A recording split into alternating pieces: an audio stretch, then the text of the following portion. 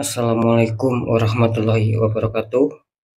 Jumpa lagi bersama saya Dani Kasyaf, tetap di channel Ruang Batin. Tetap salam santun saya buat semua sahabat YouTube, buat semua sahabat YouTuber, juga buat semua sahabat Ruang Batin. Syukur alhamdulillah sobat ya, kita masih berjumpa lagi.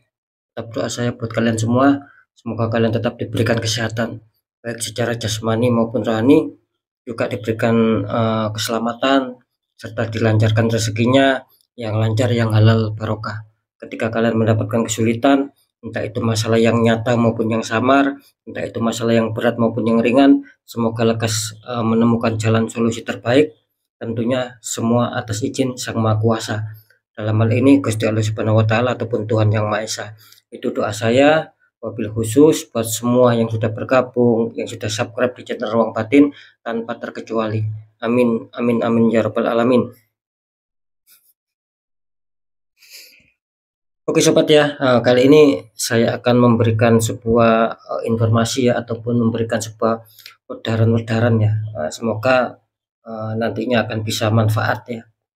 Kali ini saya enggak membuat uploadan terbaru ya. Sekali lagi saya hanya menyampaikan informasi ataupun menyampaikan edaran-edaran ya. Semoga nanti akan bermanfaat buat kita semua ya. Oke sobat ya, sebelum saya membahasnya ya, saya akan santai dulu ya. Saya akan relax dulu.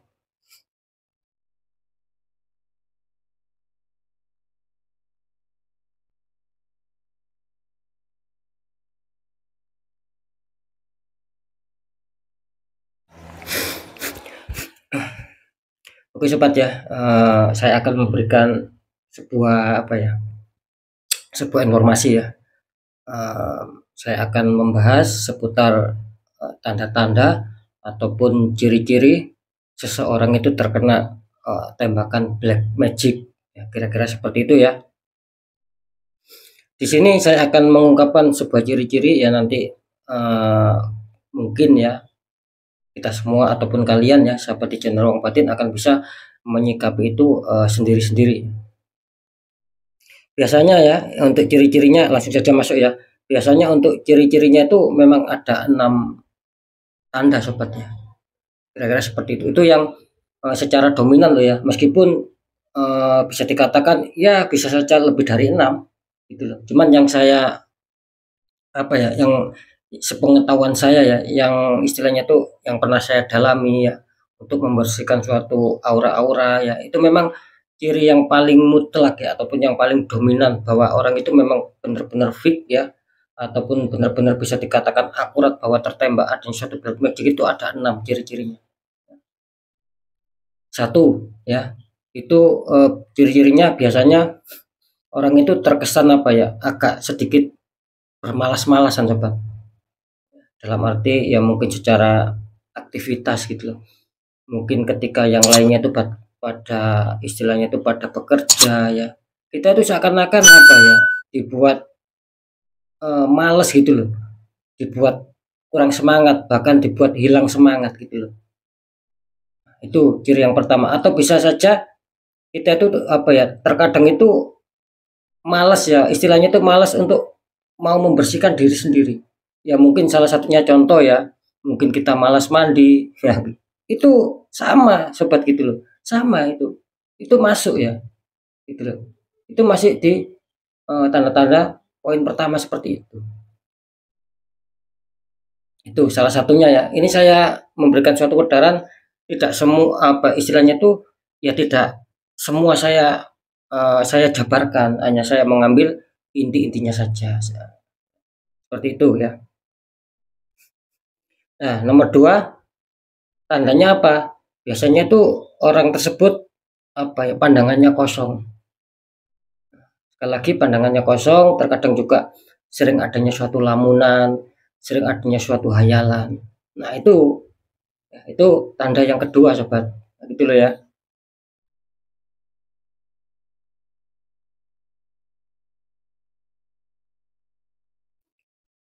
Untuk tanda yang nomor 3 ya, itu bisa dikatakan kita itu terkadang sukanya menyendiri. Nah, seperti itu. Bisa dikatakan ya sering apa ya, jarang kita itu jarang mau untuk berinteraksi di luar gitu loh. Istilahnya tuh nggak suka sama hal-hal yang rame, terkadang pokok intinya tuh suka menyendiri lah, suka keheningan biasanya ya. Bisa saja apa ya, bisa dikatakan kalau di rumah itu ya kita berada di kamar terus gitu loh. Memang seperti itu reaksinya. Seakan-akan memang kita apa ya, nggak boleh dibuat kita senang ya. Diri kita itu seakan-akan ada suatu yang mengontrol kita. Kita itu biar nggak boleh fresh, nggak boleh bersenang-senang di luar ya. Nah, seakan-akan kita memang dibuat susah gitu loh. Ya, di kamar terus menyendiri. Itu yang eh, tanda yang nomor 3 ya. Kan seperti itu ya. Ya, masuk ya. Di nomor 4 ya, gitu loh. Kalau di nomor 4 biasanya kalau kita apa ya, masuk ya dalam unsur istilahnya itu asmara ya, ataupun bisa dikatakan perjodohan. Itu memang apa ya, sering kita itu terkadang bentrok sama pasangan kita. Gitu. Mungkin tanpa ada alasan yang kuat gitu loh. Nggak bisa kena omongan sedikit. Itu amarah kita tinggi. Gitu loh. Sehingga ya itu tadi sering tidak akur ya, sama pasangan kita. Intinya suasana itu memang dibikin panas gitu loh. Agar kita bentrok terus, agar kita saling saling selisih paham terus. Tidak bisa mengontrol emosi kita seakan-akan. Seakan-akan hati kita memang apa ya, istilahnya itu dibakar gitu loh. Untuk melakukan suatu itu tadi, biar ada suatu konflik, biar kita egonya tinggi. Nah, seperti itu ya. Itu nomor 5. Maaf nomor 4 ya. Seperti itu. Nah, untuk yang nomor 5 ya, itu kalau dilihat secara apa ya, pekerjaannya. Biasanya apa yang kita lakukan itu tidak sesuai ekspektasi sobat. Banyak melesetnya. Padahal kita sudah memikirkan. Nanti seperti ini biar hasil, biar ada suatu perkembangan ya. Nanti harus seperti itu. Ya. Tapi tetap seakan-akan apa ya, adanya suatu meleset terus sobat gitu loh. Tidak bisa seperti apa yang kita inginkan. Selalu ada suatu masalah yang timbul di situ. Itu kalau dilihat secara pekerjaan. Ya bisa dikatakan banyak konflik lah, banyak masalah. Entah salah satunya ya mungkin susah naik jabatan ya. Itu ketika kita mungkin kerja ikut orang ya. Ketika kita bekerja sendiri ataupun wirausaha sendiri atau wira swasta sendiri itu terkadang apa ya?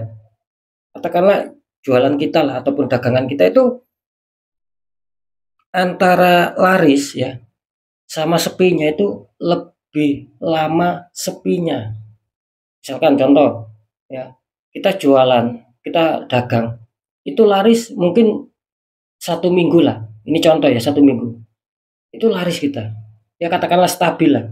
Ya, stabil laris 1 minggu lah.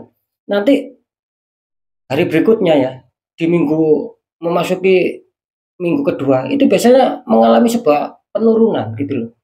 Dan penurunannya itu ya sama, tidak langsung drastis, tidak pas apa ya yang kita pikirkan, tidak seperti yang kita pikirkan. Terus apa ya istilahnya itu tiba-tiba sepi, itu enggak, sedikit demi sedikit gitu loh. Adanya suatu persentase itu adanya suatu kemerosotan gitu loh. Ya, tidak lancar, tidak lancar, tidak lancar itu terus. Nah, ketika itu diukur sobat ya antara larisnya sama ketidaklancarannya itu biasanya sangat berbeda jauh. Saya tadi mengatakan larisnya mungkin seminggu, ya. Tetapi hari berikutnya ataupun di minggu kedua ini kita sudah dibikin sudah tidak lancar lagi. Tiba-tiba sepi, menyusut, ya. Penjualan itu berkurang. Itu lama, bisa lebih dari 1 minggu, gitu loh. Bisa 2 minggu, bisa 3 minggu. Apa yang terjadi setelah 3 minggu? Nah, nanti lancar lagi, gitu loh. Lancar lagi. nanti sepi lagi. Ya seperti itu, seakan-akan kita itu dipermainkan secara keuangan, secara maaf, secara pekerjaan itu seakan-akan kita itu dipermainkan gitu loh, biar nggak ada sukses, biar nggak ada perkembangan. Jadi sekali lagi tidak adanya suatu keseimbangan gitu loh. Antara enak ya sama tidak enaknya, antara istilahnya itu eh, peningkatan sama penurunan itu lebih banyak kita merasakan tidak enaknya. Lebih lebih banyak kita merasakan itu penurunannya daripada peningkatannya daripada enaknya. Itu mungkin kita sendiri yang bisa mengetahui, yang bisa merasakan seperti itu. Itu juga salah satu ya, gitu loh. Di masalah pekerjaan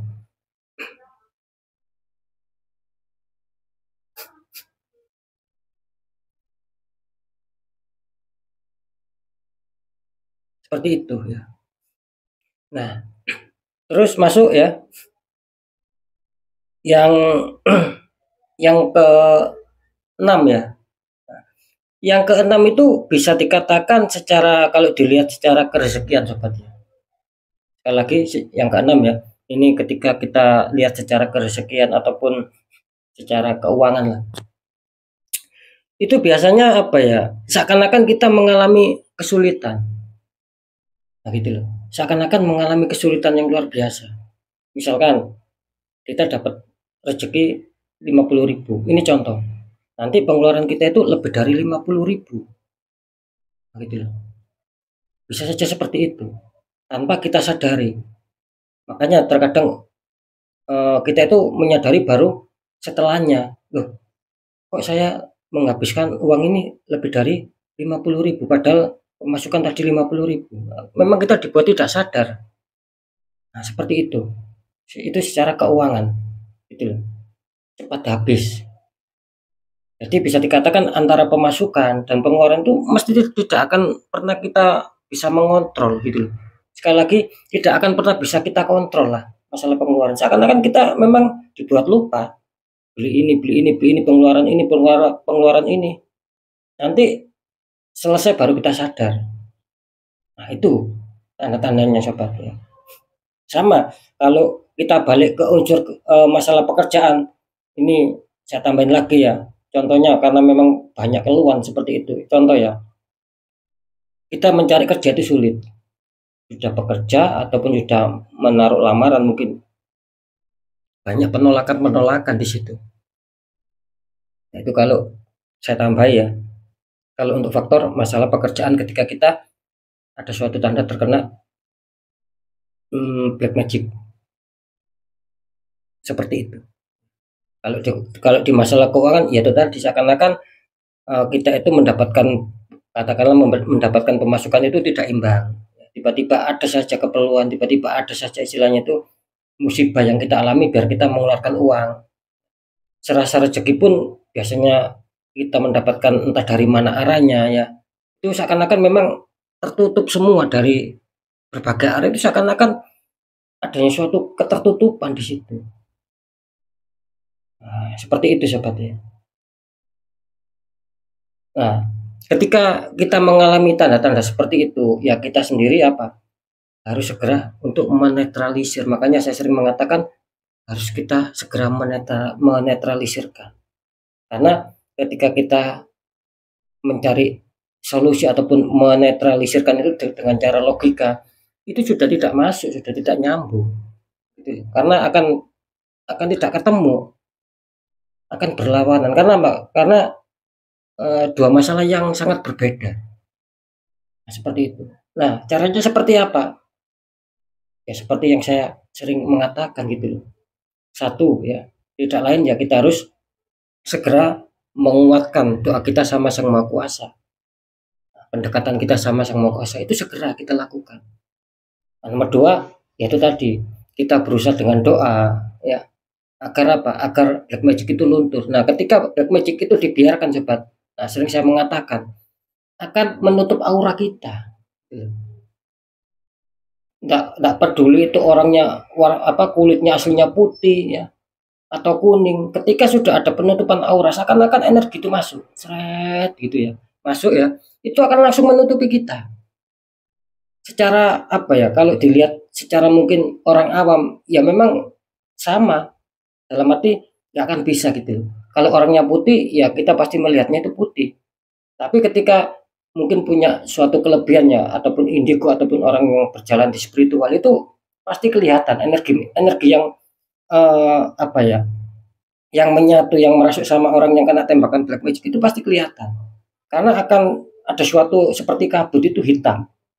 Mulai dari ujung kepala sampai ujung kaki itu hitam sudah. Nah, itulah yang sering saya namakan adanya suatu dinding penghalang. Nah, ketika itu sudah ada sama kita, mana mungkin energi positif ya, kerezekian itu akan masuk, tidak akan bisa. Pasti mental. Ya gitu loh. Ya apa ya istilahnya itu ya bisa masuk seperti yang saya katakan tadi nanti ujung-ujungnya. Energi positif, kerezekian itu masih bisa masuk, cuman ya seperti yang saya katakan tadi, antara keberuntungan ya sama kerugian ataupun sama ketidakberuntungan ini lebih besar ketidakberuntungannya, lebih besar kerugiannya. Makanya saya tadi mengatakan ketika dapat uang ya, salah satunya langsung cepat habis gitu loh. Bisa syukur-syukur masih ada rezeki yang masuk gitu loh. Seperti itu. Karena apa ya?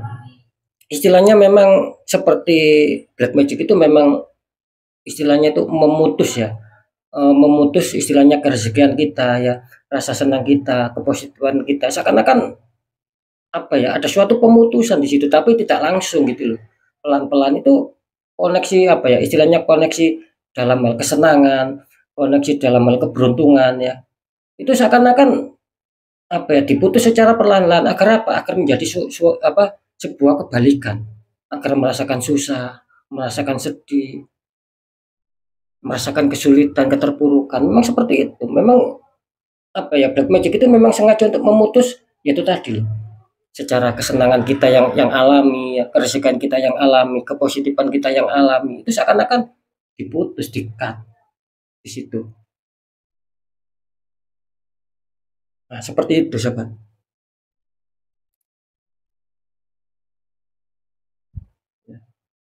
Nah, makanya saya sering mengatakan ketika kita tidak mengetahui eh, tanda-tanda black magic, ya itu nanti akan sulit gitu loh.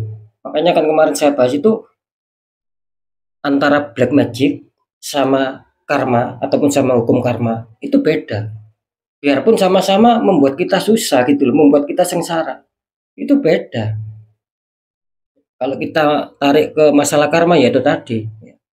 Kalau karma sih lebih condong sama kesalahan kita pribadi.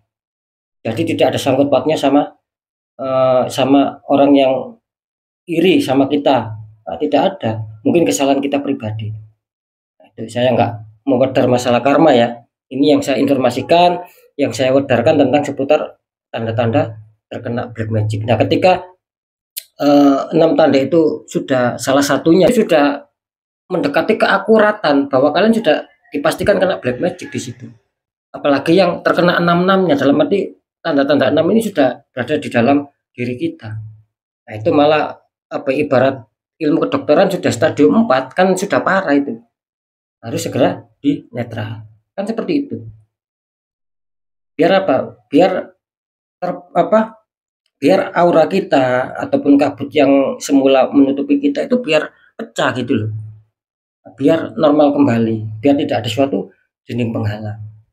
Nah, seperti itu sobat. Tapi kalau dibiarkan ya akan menebal gitu loh. Semakin kabut itu tebal, semakin hitamnya tebal. Nah, ketika tebal itu nanti prosesnya akan lama. Ibarat apa ya, penyembuhan penetralan itu lama ibaratnya gitu loh. Lama. Karena sudah menebal, ibarat orang sakit kan apa ya, sudah mengakar dia. Seperti itu.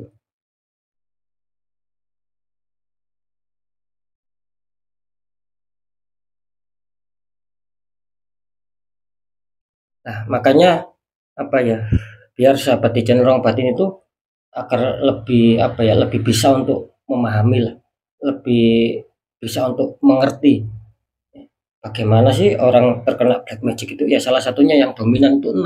Meskipun ciri-cirinya kalau apa ya, istilahnya itu kalau dijajar ya banyak gitu, lebih dari 6. Cuman yang semengetahuan saya ya, selama saya mendalami spiritual ya, itu 6 itu yang sudah nggak bisa digoyang, itu 6 itu sudah, ini bagi saya loh yang nggak tahu untuk pemahaman spiritual lain ataupun pengalaman orang-orang lain, saya juga nggak bisa apa ya, nggak bisa menyalahkan juga. Cuman yang pernah saya rasakan ataupun yang pernah saya pelajari dengan adanya suatu orang-orang yang minta pembukaan aura lah, seperti itu, ada 6. Itu yang dominan, sudah kuat itu. Kalau bukti 6 itu sudah melekat sama diri kita, sudah fix itu, nggak bisa digoyang itu. Fix kena tembakan black magic. Nah, ketika tidak di netral, ya kita akan mengalami terus pemerosotan gitu loh. Seperti itu sobat. Semakin lama semakin terpuruk. Akhirnya apa? Ya bisa-bisan kita. Banyak sekali yang konsultasi, baik yang dari luar negeri juga itu. Sahabat kita yang TKW gitu. Banyak juga yang seperti itu. Apalagi yang dari Indonesia kan seperti itu. Luar pulau banyak sekali lah. Seperti itu sobat. Karena apa? Karena gini loh, ya. Ketika ibaratnya kita punya mobil ya, gitu loh. Terus kita itu menyadari mobil ini kita naikin sudah nggak enak semua, tapi kita biarkan. Nah, ketika itu rusak, kita bawa ke bengkel, ya makin habis-habisan nanti merantau, gitu loh, kena biaya mahal. Karena kita sudah merasakan nggak enak, tetap aja kita naikin. Sama seperti kita. Ketika kita sudah merasakan nggak enak, apalagi kena tanda-tanda itu tadi, kita biarkan saja. Nah, gitu loh. Nah, memang awalnya sih nggak masalah, semakin lama nggak kita rasakan. Ketika sudah mengakar sobat, baru nanti apa istilahnya tuh penyesalan kita. Baru kita adanya suatu penyesalan yang luar biasa nanti. Keterpurukan, hancur-hancuran baik segi materi, keluarga, kesehatan ya, pekerjaan itu kena semua nanti imbasnya. Nah, gitu. Ya saya yakin semua sahabat channel Ruang Batin ya tidak mau seperti itu. Makanya ya itu tadi loh, cara untuk menetralkan ya ketika kalian tahu tata caranya, mungkin doanya ya silakan gitu loh. Doa apapun ya boleh, tergantung keyakinan kepercayaannya masing-masing gitu loh. Tetapi ketika kita tidak mengerti ya tidak ada salahnya juga kita cari orang-orang di bidangnya. Seperti itu sobat ya. Biar mudah dipahami.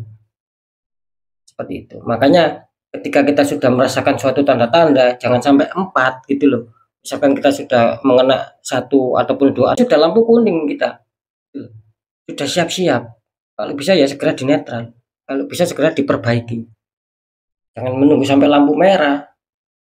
Kalau lampu merah ibaratnya kan berhenti total ya, itu sudah mengakar sudah gitu loh. Ada juga yang ibaratnya itu mengakar, ketika sudah mengakar itu sulit loh ya. Saya mengatakan sangat-sangat sulit ketika sudah mengakar itu. Sangat sulit. Seperti itu. Ya, ketika itu mengakar sangat sulit dalam arti gini.